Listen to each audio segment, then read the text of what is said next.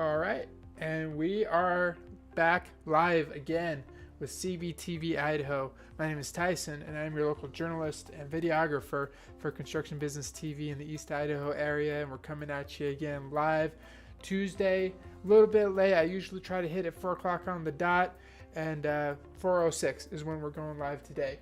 So I am streaming live on YouTube as well as our Facebook channel, Construction Business TV on Facebook as well. So what we're going to talk about today is we're going to discuss how Idaho will benefit from infrastructure spending. I came across a really interesting article talking about that. We're also going to discuss a discussion that is happening in the city council right now for a new traffic signal that they're hoping to put up in the Idaho Falls area and where that's going to be. And we're going to discuss new commercial properties that are scheduled to go up in Rexburg. This was covered by East Idaho News, I think last week. I'm going to touch a little bit on that off of their article. Thank you guys so much for tuning in. My name is Tyson, and you are watching Construction Business TV, Idaho Falls, Idaho. Let's hit you up first with a job post lead. We're going to be talking about some new positions, brand new positions that came up with Knife River Corporation, a MDU resources company. So Knife River Corporation, they're looking to put up, or they're looking to hire for 10 new positions. 10 new positions were just posted within the last week. All these positions are located in the Idaho Falls area. They're all entry to mid-level experience.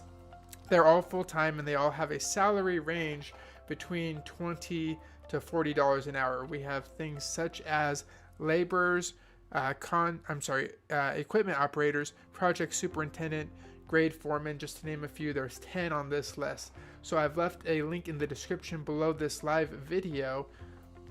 You can follow that link to Indeed.com, where you can find all 10 of these positions, more information on each of the positions, as well as how to apply for them.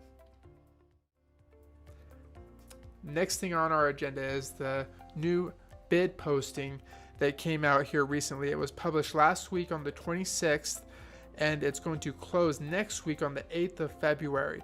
So sealed proposals for the furnishing of generators for fire station number 4 and number 5, as described in the specifications. You can find that in the link that I've included in the description below. You'll find the specifications where it'll give you more information on this bid. Sealed proposals for this need to be received at the purchasing office, 308 Constitution Way in Idaho Falls. 11 o'clock on February 8th is when they will publicly be opened, and then they will be read and reviewed. Next up, I've got a lumber market price update. We're starting to do that lumber market price update again because we're starting to see some really interesting activity with the lumber market prices and how they've been fluctuating. The current market price for lumber in the U.S. is $934 per 1,000 board feet. This is down from $1,098.70 this time last Tuesday.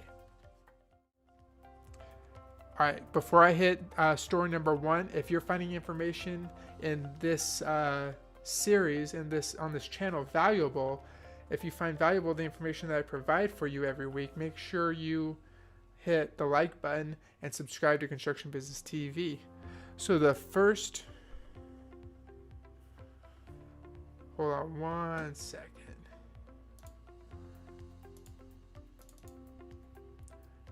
Hold on one second. I'm gonna change the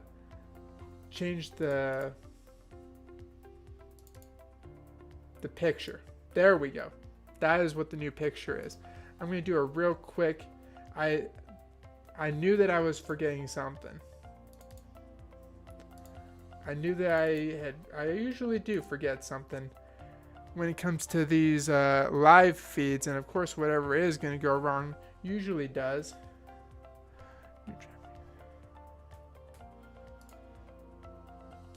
So just hold on with me. Fortunately, I don't think anybody is viewing it live right now, so it's not super embarrassing.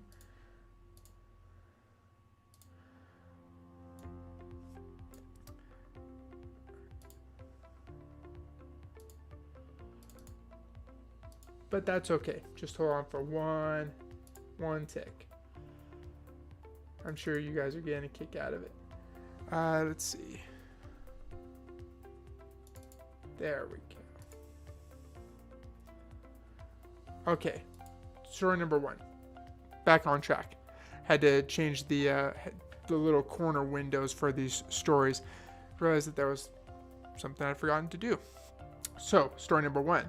The new proposal is scheduled to go up in Rexburg. This is kind of taken from the article I told you about. East Idaho News.com put out an article this last week. I'm going to read a little bit of information from that article.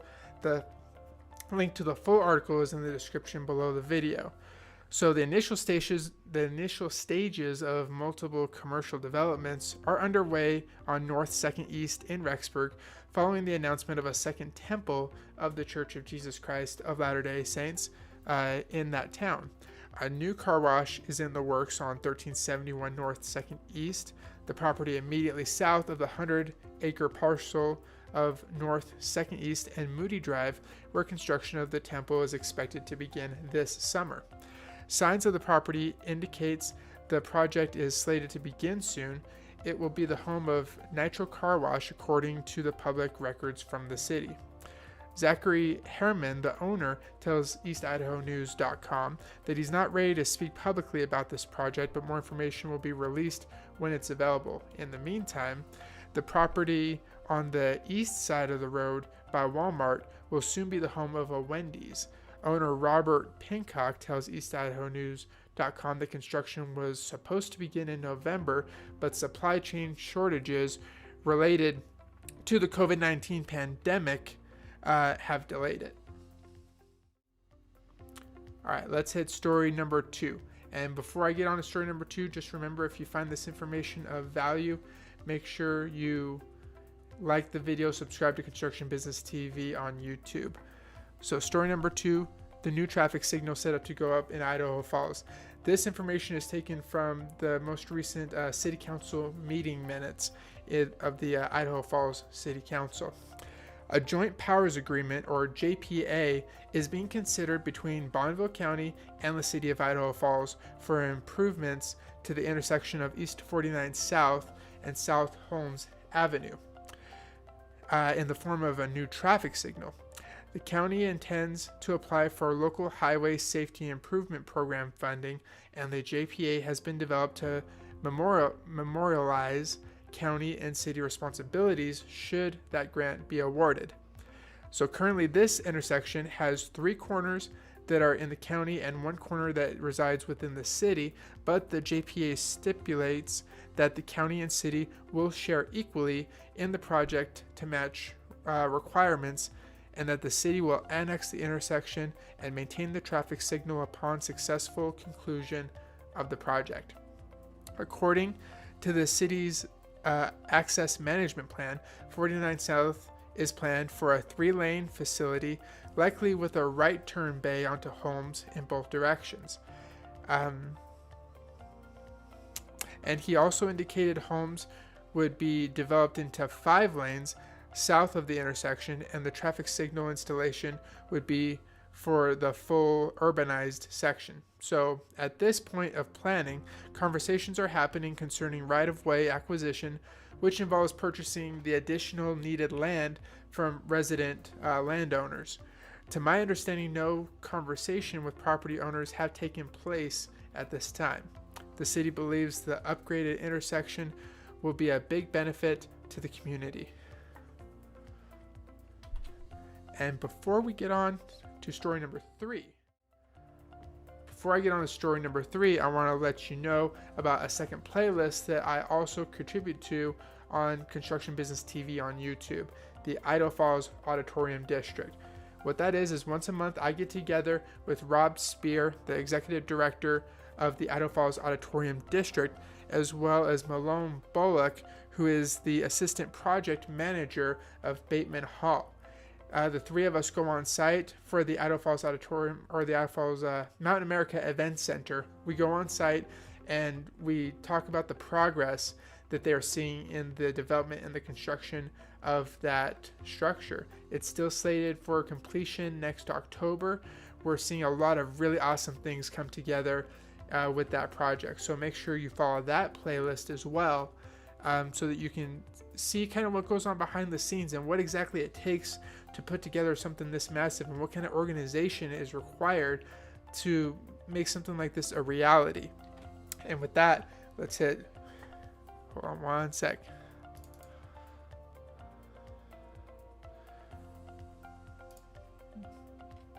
With that, let's hit story number 3. There we go. All the little key shortcuts are messing things up. Story number 3 is the Infrastructure Spending. So Infrastructure Investment and Jobs Act, which is also called IIJA. It was signed into law in November. This act will strengthen Idaho communities, create local jobs, and boost our entire state's economy, while supporting the continued growth we're seeing across the state in responsible, sustainable ways. I was just checking the viewership for the video for this stream real quick. Although the IIJA provides $1.9 billion of investments to repair and upgrade Idaho's roadways and highways, as well as another $225 million for bridge construction and maintenance, these efforts are also going to help enhance and modernize our aging road infrastructure, will provide the quality of life for Idahoans, will improve a quality of life for Idahoans, and will help spur jobs and drive more investments in local communities, businesses, and economies. The investments that the IIJA will make in Idaho will help tackle an array of other key issues, such as addressing long overdue water infrastructure concerns, preparing for wildfires and other natural disasters, and expanding our clean energy technologies and resources to help support a more sustainable future for Idaho communities. The infrastructure investments in the IIJA, supported by our Idaho senators, will greatly benefit our state and entire country. Idaho communities will be stronger and better off economically as a result. And now we're moving to the closing section. That's going to do it for this week's edition of Construction Business TV in the East Idaho area. Don't forget that if you liked the video, if you found the information of value, and if you want to continue following up to date on these construction projects as they unfold and as they progress, make sure you like the video and subscribe to Construction Business TV on YouTube. Don't forget to hit the notification bell so that you get updated when I come back every Tuesday around 4 o'clock to give you updates on things that are going on in this area. If you or somebody you know owns or operates a construction-based business, I also love to use this channel as a platform where we can get online, maybe a live stream, maybe a pre-recorded interview, but I just have a conversation with local construction-based business owners and people who work in the blue-collar trades, give them a chance to talk about what it is they love about what they do, and what they find fulfilling about working in the line of work that they do. Thank you guys so much for your time. Thank you so much for your support. Take care and drive safe.